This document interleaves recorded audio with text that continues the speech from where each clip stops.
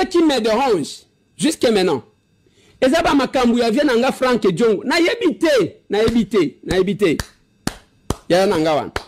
Na yebite.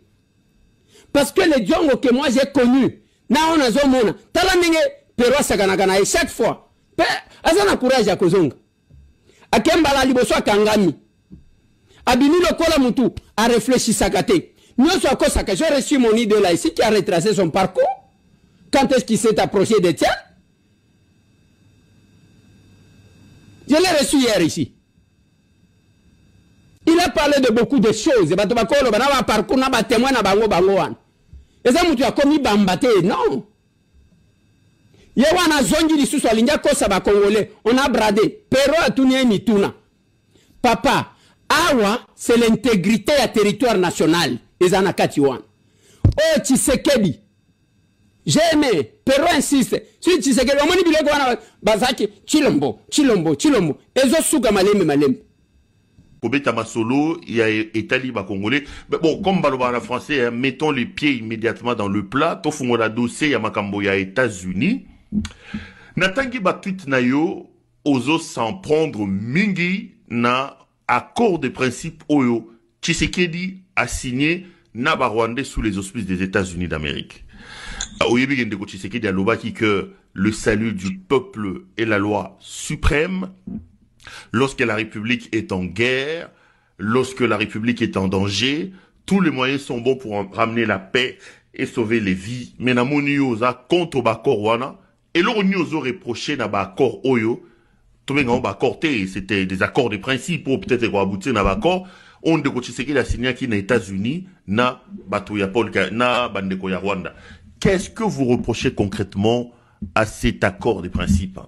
Bango azulu kamabele ngapi na lingina tika na pouvoir na kinosa la bango troc na pesa bango mabele ba le bas place ba bradé le bas place et le konini ba bradé mabeza wat oh c'est-à-dire zelana eza émission tozo sala na lingal le kuta de mobimba kokosa ibisabino kala Chilombo azanyoka na kati ya ndako Kongo nyoka azaka na ruse nyoka abomaka nyoka aswaka osilo ta ebuzana nyoka na kati ya ndako bokozaka milelo na milelo kimia ekozala te kobanga kaka kobanga il faut kozala nyonso mpona kosilana na nyoka makambo oyo eleki na Amerika eza nini makambo ya mabe Chilombo ateki mboka. C'était pas l'initiative des Américains. Non, Yé, tanga yoki ke ba Américain, bazana besoin ya mabele pour na koyeba ko exploiter mabele na bilanga na kutimula kita oyo se ya mabele et pas ba ukrainien mais kona ko la ba ukrainien ba boya bango azulu kamabele ngapi na lingina tika na pouvoir na kinosa la bango troc na pesa bango mabele bakwa bozui to kita ekolo a contrepartie bango ba soutenir ngai artificiellement na boma na vena yi ba non na kusala bango na pesa mabele ba ko protéger nga pour intérêt na bango ils ont protégé. Messieurs, écoutez ce que je vais vous dire. Admettons makambozo loba on était avec vous en RDC ici. Ba parc na biso nyonso ebele awa ba déclarango patrimoine mondial ya UNESCO. Na États-Unis ezana ba place ezana biloko ba déclarande ngwan. Na Europe ezana biloko ba déclarande ngwan. En Afrique ici je crois c'est 96 sites. Biloko ba déclaré comme patrimoine mondial monsieur. Et quel est l'objectif? Il y a initiative en. Il y a conservation, il y a trésor. Et le Congo, il y a un trésor rebellé. Le Congo, c'est un pays solution. L'évolution technologique, en fait, industrielle, c'est le Congo qui a trouvé solution. L'évolution technologique, c'est le Congo. Les transferts énergétiques, c'est la République démocratique du Congo. Ba voiture électrique, c'est la République démocratique du Congo. Monsieur, il ne faut pas qu'on ça rabatte. Et ba principe wana et banda à la fin de la Deuxième Guerre mondiale. Bien sûr, adoption, il y a biloko, en termes, il y a patrimoine mondial, il est banni en 72. Comment vous avez sabato? Pourquoi vous n'avez pas dit qu'on a bradé? Et si on trouve que biloko est belé, il faut qu'on protéger. On a commencé ça, ça existe dans tous les pays. Dans le Sénégal, les alliés, dans les États-Unis, les alliés, dans la France, les alliés, dans le Mali, les alliés. Et vous pensez que biso de Rotiki la bino?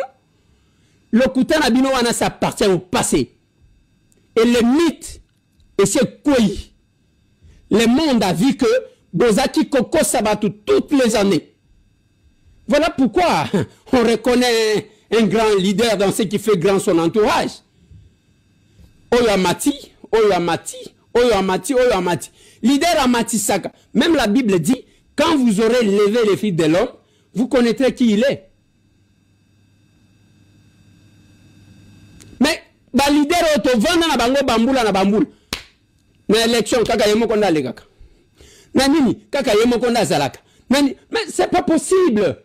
C'est pas possible. C'est pas possible. Et ce sont ces gens-là qui ont roulé les gens plusieurs années. Obiso Toyebi, politique et Yalokuta. Bande Konanga, les jours que j'ouvrirai ma bouche pour na Koyebi Sabino, même l'aventure qu'on vivait pendant les marches, wana bozaki komona. Pendant les marches, bozaki komona. L'aventure Yabatouane. Qui prétendait être Bilombe, Lokuta na bango. Montage de mascarade. On ne va pas vous laisser. Félix, c'est un monsieur qui a décidé, il y a que ça là tout, pour sauver ce pays. Toyana Mandoukite, Toyana Massacité, on a pris le pouvoir par la voie démocratique. Et aujourd'hui, ce qui se fait avec Félix Antoine Tshisekedi, que vous tentez diaboliser, on était avec vous. Mais la diplomatie, le Colabino, vous étiez au service à Rwanda, c'est pourquoi les Rwandais n'étaient pas cités. Aujourd'hui, la masque rwandaise est tombée. Bokotika Labawayambar. On ne va pas vous laisser, Congolais. Bovanda, Bola, la Kinya. Il n'y a rien. Nikota Basanjo, il ne va pas détourner la mission, lui confier. Oh, Makambo Brada, c'est ça le Kuta. Ce qu'ils ont peur, c'est quoi? C'est parce qu'on s'est dit, Kotango wana babo makabatu. Minere, minu wana babo melakabatu. Autres a dit qu'on jouait le côté. Il faut qu'il y ait une sécurité américaine. Moïse Moni de là l'a dit ici. Que Makambo y a reçu, na Ukraine. Trump, président américain, on vous a mis la vidéo place à Zolongola. Macron, président français, vous avez vu ça. Et quand les États-Unis d'Amérique, la question de la RDC s'invite même dans le Conseil des ministres, vous avez échoué et vous échouerez. Vous allez comprendre que ce pays, les chefs de l'État, et Dieu va justifier ce pays. Les 100 je viens, il y a Burundi. Mais aussi Burundi. La vie que les Congolais mènent là-bas, comme des réfugiés, vous faites des choses. On va vous poursuivre. J'étais en Belgique. J'étais en Belgique. On se connaît. Bino ça la diplomatie à Moutema Mabe. Et biso toujours ça la diplomatie il y a qu'à défendre le Congo. Entre Bino et Bino, on va voir qui vont gagner. Et l'histoire du Congo s'écrit selon la prophétie de Lumumba. Comment y a un togo à la mouté mama bébou? Ozangi kaka eloko moko yo senge ba pesioté. Ah, tu dois brûler le pays. Ba faire na yo privé, tu dois brûler le pays. Et bozongi na Kinshasa to bete libino maboko. Bogodoka. Bogodoka. Vous êtes encore là pour longtemps, monsieur. Ça va vous apprendre à respecter votre pays. Bientôt là, je vais introduire une autre proposition de loi. Assemblée nationale, combien de lois balekis? Combien de lois? et ben intervention nini ya malonga basala. Qui parlementaire nini yango ya makasi basala. Et nous, notre prestation est là. Moi, synthèse sur plusieurs questions d'État et de la défense de ces pays.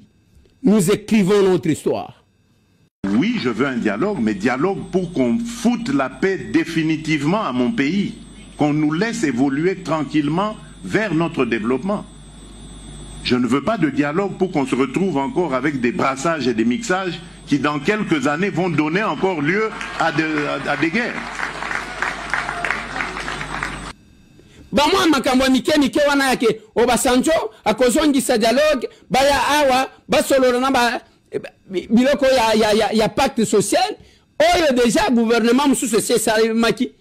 On ne va pas tomber dans ces pièges, croyez-moi. Nous sommes tellement attentifs. Hein? Obasanjo a reçu mission et a travaillé sur 2 États.